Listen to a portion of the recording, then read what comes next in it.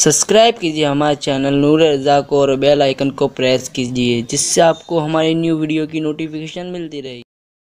मेरे प्यारे आका अलैहिस्सलाम की कनीज़ों, जिस तरीके से हर एक का रिश्ता निभाने का अलग अलग अंदाज है, तो अल्लाह के हम बंदे हैं, वो हमारा माबूद हैं और हम उसके अब्द हैं, तो अल्लाह से भी हमारा रिश्ता है और अल्लाह से हमारा रिश्ता इतना बड़ा रिश्ता है कि सारे रिश्ते टूट सकते हैं, सारे नाते टूट सकते हैं, सारे रिश्ते जवाब दे सकते हैं, लेकिन अब्द माबूद का रिश्ता कभी टूट नहीं सकता। फिर अल्लाह से रिश्ता निभाने का तरीका क्या है, अल्लाह रब्बुल इज्जत से रिश्ता उस्तवार करने का तरीका क्या है? तो कुरान कहता है वमा खलक़तुल जिन्न वल इंसा इल्ला लियअबुदून, हमने जिन्न और इंस को सिर्फ अपनी इबादत के लिए पैदा किया। पता चला अगर शौहर का रिश्ता निभाना हो तो शौहर की खिदमत की जाती है, माँ बाप का रिश्ता निभाना हो तो माँ बाप की खिदमत की जाती है, और अल्लाह से रिश्ता निभाना हो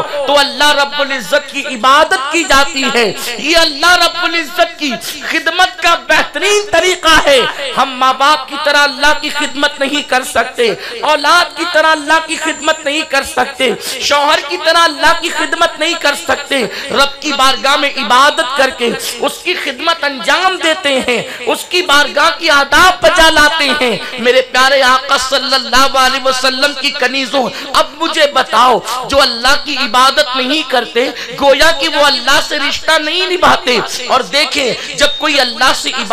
की इबादत करे और अल्लाह से रिश्ता निभाए तो उसका रिश्ता मजबूत होता चला जाता है, और इतना मजबूत हो जाता है निभाने वालों का रिश्ता कि अल्लाहु अकबर, एक औरत वक्त की राबिया बन जाती है, और फिर राबिया को वो मुकाम मिल जाता है कि जब वो हज के लिए जाए तो फिर काबा उसके इस्तिकबाल के लिए आ जाया करता है। ऐ खातून जन्नत की कनीज़ों, और जो औरतें इबादत करके अल्लाह से रिश्ता नहीं निभाती, अल्लाह का रिश्ता नहीं निभाती, तो फिर उन औरतों को अल्लाह अकबर जहन्नम का ईंधन बना दिया जाता है। अल्लाह की इबादत के लिए हमें पैदा किया गया। अल्लाह रब्बुल इज्जत की इबादतों में सबसे अफजल तरीन इबादत, अफजलुल इबादत जिसको कहा गया है, उसको नमाज कहते हैं। मेरे प्यारे आका सल्लल्लाहु अलैहि वसल्लम की कनीज़ों, अल्लाह तबारक व तआला के हबीब मुस्तफा जान रहमत सल्लल्लाहु ताला अलैहि वसल्लम ने इरशाद फरमाया, जो नमाज पढ़े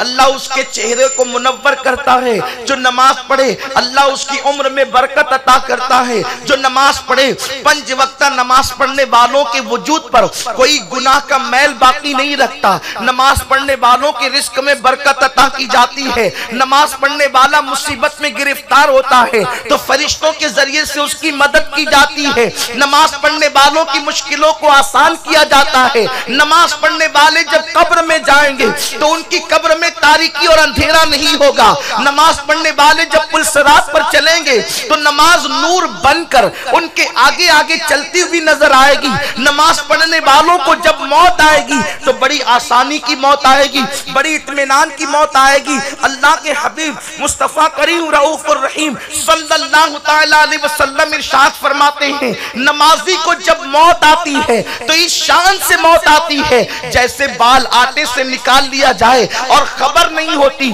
आनी के साथ बाल आटे से निकल जाता है। अल्लाह के हबीब गैब दा नबी सल्लल्लाहु अलैहि वसल्लम फरमाते हैं, इसी तरीके से मोमिनीन जो नमाज के पाबंद है उनको अल्लाह बड़ी आसानी की मौत अता फरमाता है। फरिश्ते बड़ी खूबसूरत शक्ल में आते हैं और बहुत इत्मीनान की उन्हें मौत आती है। जब वो कब्र में जाते हैं नमाज पढ़ने वाले तो वो देखते हैं कब्र के अंदर एक दुल्हन मौजूद है। जब वो घूंघट उठा करके पूछते हैं तू कौन है, कब्र के अंदर तेरा काम क्या है, तो उस वक्त वो दुल्हन कहती है मैं तेरी नमाज हूँ। जब नमाज का वक्त आता था तो तू सबको छोड़ दिया करता था, तुम लोग सबको छोड़ दिया करते थे, अब तुमको छोड़ करके सब चले गए हैं तो हम तुम्हारी मदद के लिए आए और क़यामत तक के लिए तुम्हारा दिल तुम्हारी कब्र में बहलाते रहेंगे। मेरे प्यारे आका सल्लल्लाहु अलैहि वसल्लम की کنیزوں، اللہ کے حبیب مصطفیٰ کریم رؤوف الرحیم صلی اللہ تعالیٰ علیہ وسلم فرماتے ہیں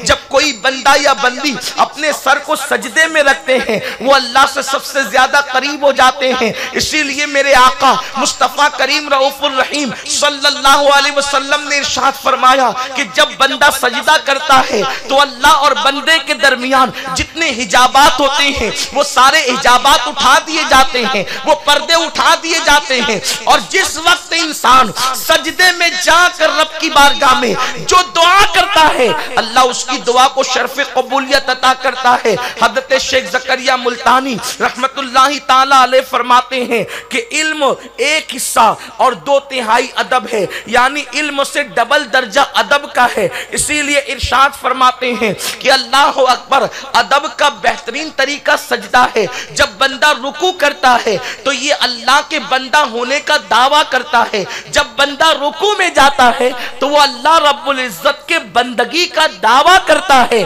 اور جب وہ سجدہ کرتا ہے تو اس کی دلیل پیش کرتا ہے۔ میرے پیارے آقا صلی اللہ علیہ وسلم کی کنیزوں اندازہ فرمائیں، نماز وہ عبادت جو بندے کو خدا سے قریب کر دے، نماز وہ عبادت جو مشکلوں کو آسان کر دے، نماز وہ عبادت جو آنے والی مصیبتوں کو آنے سے پہلے دور کر دے، نماز وہ عبادت جو انسان کا چہرہ جگمگا دے، نماز وہ عبادت جو انسان کے دل کو منور کر دے، نماز وہ عبادت میرا اللہ قرآن میں ارشاد فرماتا ہے فَإِنَّ مَعَ الْعُسْرِ يُسْرًا إِنَّ مَعَ الْعُسْرِ يُسْرًا فَإِذَا فَرَغْتَ فَانْصَبْ وَإِلَىٰ رَبِّكَ فَارْغَب۔ میرے محبوب ہر مصیبت کے بعد آسانی ہے، اور یقیناً ہر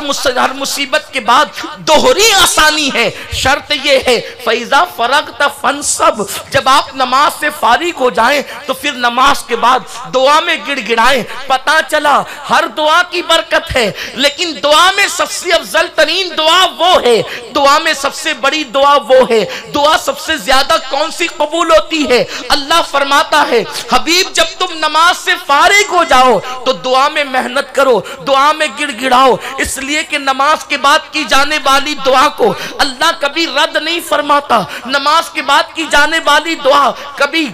رد نہیں کی جاتی۔